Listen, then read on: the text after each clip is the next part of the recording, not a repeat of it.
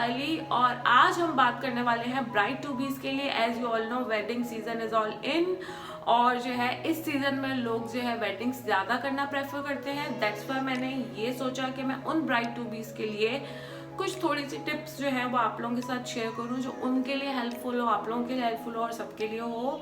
और दूसरी बात ये कि अगर आप मेरे चैनल पे नए हैं so please do subscribe my channel और बेल आइकन को प्रेस करें ताकि आपको मेरी लेटेस्ट वीडियो अपडेट्स मिलती रहें।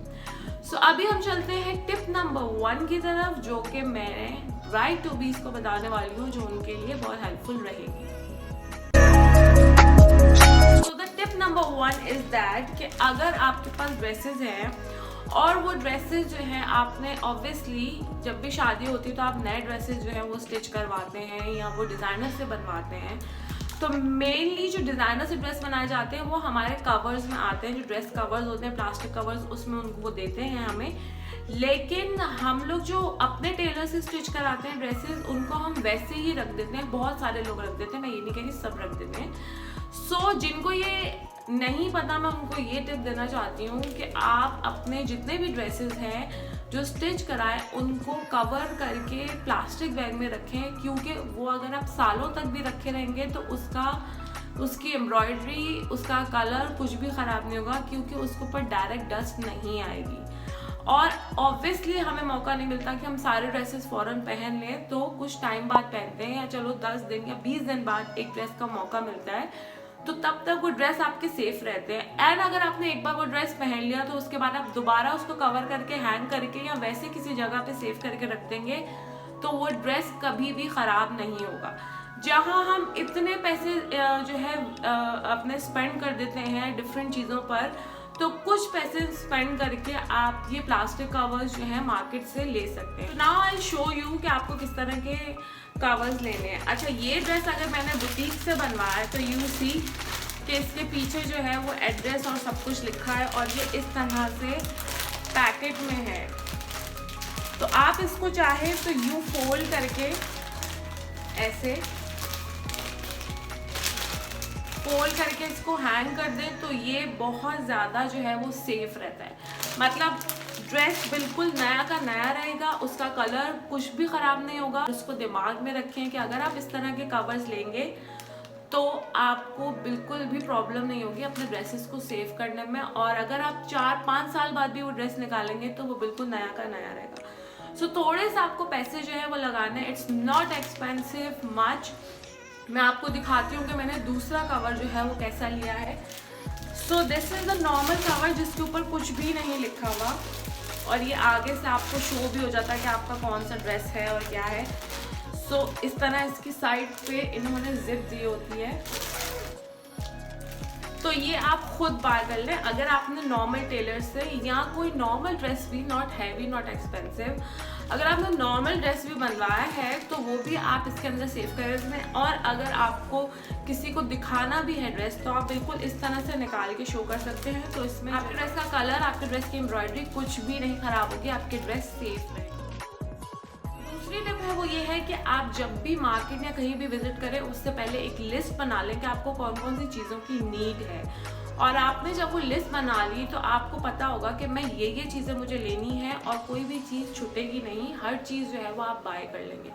सेकंड थिंग, जब आप बाय कर लो तो तब भी अपनी चीज़ों की लिस्ट बनाओ। जब आपने सारी चीज़ें बाय कर ली हैं तब भी लिस्ट बनाओ ताकि आपको पता हो कि आपके पास कौन कौन सी चीज़ है। ज्वेलरी से लेके ड्रेसेस से लेके आपके पास हर चीज़ की लिस्ट होनी चाहिए ताकि आपको ये आइडिया रहे कि मेरे पास ये चीज़ें हैं। बिकॉज उस वक्त आपके दिमाग में बहुत कुछ चल रहा होता है तो आप बहुत सारी चीज़ों को मिस कर देते हैं। सो इससे जो है आपके पास एक सेफ अमाउंट की चीज़ रहेगी, आपके पास सेफ रहेगी वो लिस्ट, और जो आपके लिए आगे भी काम आएगी कि मैंने क्या क्या बाय किया था और मेरी क्या क्या चीज़ें थी, ये सब कुछ, और क्या क्या मेरा रह गया, ये सब कुछ इसी लिस्ट में आ जाता है। थर्ड टिप मैं यहाँ पे ये दूंगी कि जब भी आपकी वेडिंग का जो ड्रेस है उसका साइज और सब कुछ आप पहले ही चेक कर लें।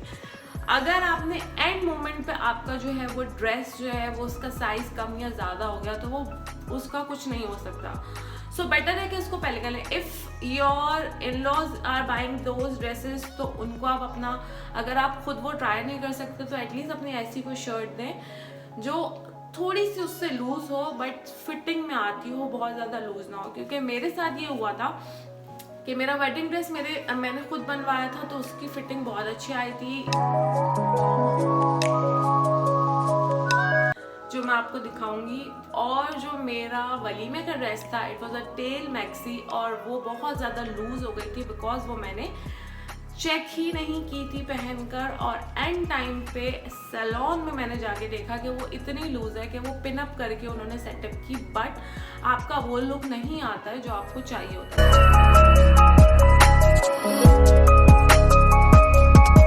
सो इट वॉज सो लूज, और उस वजह से जो है बहुत ज़्यादा प्रॉब्लम हुई। सो ये चीज़ का आप ज़रूर ख्याल रखें कि आपका ड्रेस, और मैं उन लोगों को भी बोलूँगी जिनके घर में शादी है, लाइक जिनके घर पे जो है वो ब्राइड ने आना है, इन चीज़ों का ख्याल उनको रखना चाहिए कि ब्राइड के ड्रेसेस का साइज़ और शूज़ का साइज़ ये सब कुछ प्रॉपर है, क्योंकि एंड टाइम पे आपको जो है उसके लिए भागना पड़ता है, और उससे जो है पूरा दिन जो है ब्राइड्स का भी और आप लोगों का भी स्पॉइल हो जाता है, बिकॉज ज़रा सी ये जो गलती होती है ये पूरा दिन ख़राब कर देती है।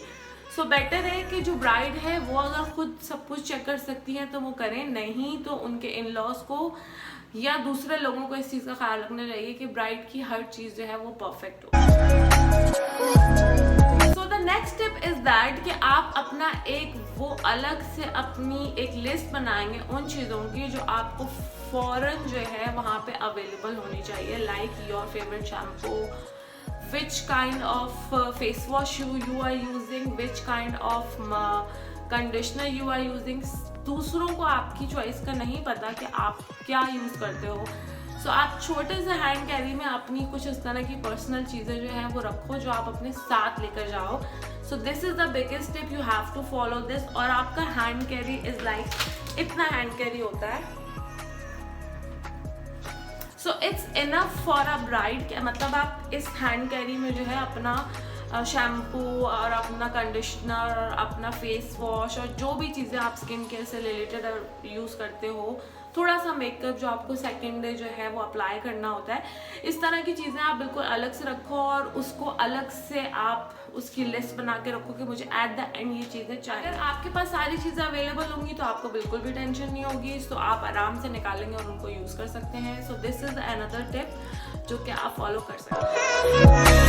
Another thing I want to share here कि हम लोग क्या करते हैं कि हमारे इन-लॉज भी जो है वो आपके लिए मेकअप वगैरह जो है वो बाय कर लेते हैं, फिर आप अपने लिए भी मेकअप बाय कर लेते हो बहुत सारा, और तो बहुत सारा मेकअप हो जाता है। बट थिंग इज़ दैट कि मेकअप ऑब्वियसली एक इंसान को खुद पता होता है कि उसकी स्किन पे कौन सा मेकअप सूट करेगा और उसकी स्किन पे कौन सा कलर सूट करेगा और उसकी स्किन टाइप क्या है।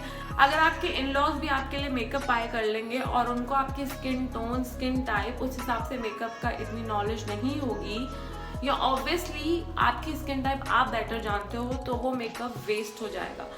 सो वेस्ट करने से बेटर है कि आई शेडोज और इस तरह की चीज़ें जो होती हैं वो तो कोई बाय कर सकता है, it's not a big, lipsticks हो गई, लिप ग्लॉसेस हो गई, बट कोशिश करेंगे फाउंडेशन या concealer your these types of things जो है वो आप खुद बाय करें, क्योंकि बहुत सारे लोग डिफरेंट काइंड ऑफ मेकअप से एलर्जिक होते हैं, सो वो मेकअप जो है वो वेस्ट हो जाएगा। सो बेटर है कि इस तरह की चीज़ें आप खुद बाय करें, और अगर आप उनके साथ जाके बाय कर सकती हो that is well and good, but otherwise better है कि आप उनको मना कर दें कि इस तरह का जो मेकअप है वो आप नहीं लें, because you have to buy that for your own self. खुद बाय करें, क्योंकि जो भी मेकअप होगा वो अगर आपकी स्किन के टाइप के हिसाब से नहीं है, या आपकी स्किन पे सूट नहीं करता है, या वो आपके कलर कॉम्प्लेक्शन से बिल्कुल अलग है, तो वो मेकअप वेस्ट हो जाएगा।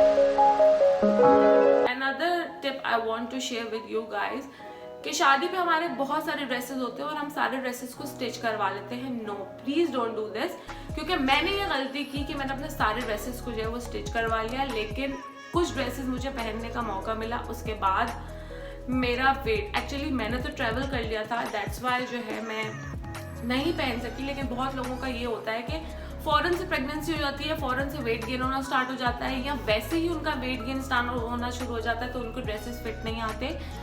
सो दीज आर द रीज़न जिसकी वजह से आपके कपड़े जो है वो पड़े रह जाते हैं और वो वेस्ट हो जाते हैं। सबसे पहले तो ये कि स्टाइल, फैशन सब कुछ टाइम के साथ चेंज होता रहता है। तो अगर आपने कुछ ड्रेसेस अपने अनस्टिच रखे हुए हैं तो आप टाइम के साथ उनको स्टिच करवा सकते हो, लेकिन अगर आपने सारे कपड़े स्टिच करवा दिए तो आपको उसी तरह से उसको पहनना पड़ता है, नहीं तो आपको वो आता ही नहीं है, तो आपको चांस ही नहीं मिलता वो कपड़े पहनने का, तो वो भी कपड़े वेस्ट हो जाते हैं। सो बेटर है कि कुछ कपड़ों को अनस्टिच रखें, क्योंकि आने वाले टाइम पे बहुत सारे जो है आपके फंक्शंस, फैमिली फंक्शंस, फ्रेंड्स में बहुत सारे फंक्शंस जो है वो आते हैं जिस पे आपने ड्रेसेस को स्टिच करवाना होता है। सो इट्स बेटर कि आप टाइम के साथ उनको स्टिच करवाएं और अपना वेट के हिसाब से, कुछ लोगों का आई नो कि 70% लोगों का वेट तो गेन होता ही है। सो बेटर है कि आप टाइम के साथ उन कपड़ों को स्टिच करवाएं, अपने सारे कपड़ों को स्टिच मत करें, कुछ ड्रेसेस को स्टिच करवा के रखें जो कि आपने वेडिंग के स्टार्ट, दावत और डिफरेंट जगहों पे जो है वो आपको पहनना। Last thing I want to share कि अगर आपने अभी तक अपना मेकअप आर्टिस्ट जो है वो सेलेक्ट नहीं किया है तो आप अभी से उसमें जो है रिसर्च करें। रिसर्च इन सेंस कि आप सर्च करें कि कौन सा मेकअप आर्टिस्ट जो है वो आपको सूट करेगा, किसका काम आपके फेस पे सूट करेगा। अगर आप इस चीज़ को लेके कंफ्यूज हैं तो अभी से आप डिफरेंट सैलून्स पे जाकर जो है विजिट करना स्टार्ट कर दें ताकि आपको उसका आइडिया हो जाए। अगर आपने इतने ज़्यादा पैसे हम लोग इन्वेस्ट करते हैं अपने ब्राइडल और वलीमा मेकअप पे, और अगर हम अपने मेकअप आर्टिस्ट से सेटिस्फाई नहीं है, उसके काम से सेटिस्फाई नहीं है, तो हमारा मूड तो स्पॉइल होगा, हमारे पैसे भी वेस्ट हो जाएंगे। सो बेटर है कि अगर आप कंफ्यूज हैं चीज़ को लेकर तो आप सोशल मीडिया पे जाके सर्च करें, फिर आप पर्सनली जाके उस सैलून पे उस मेकअप आर्टिस्ट का काम देखें जिससे जो है आप अपना मेकअप करवाना चाहते हैं।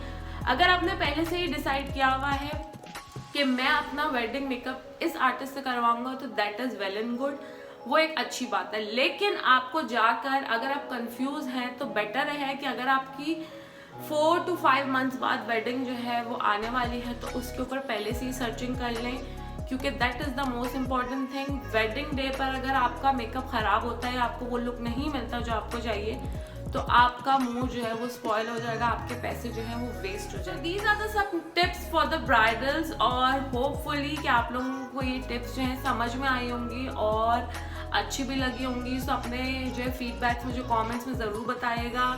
Please do subscribe my channel. मिलते हैं नेक्स्ट वीडियो में with another topic. Till then take care, bye.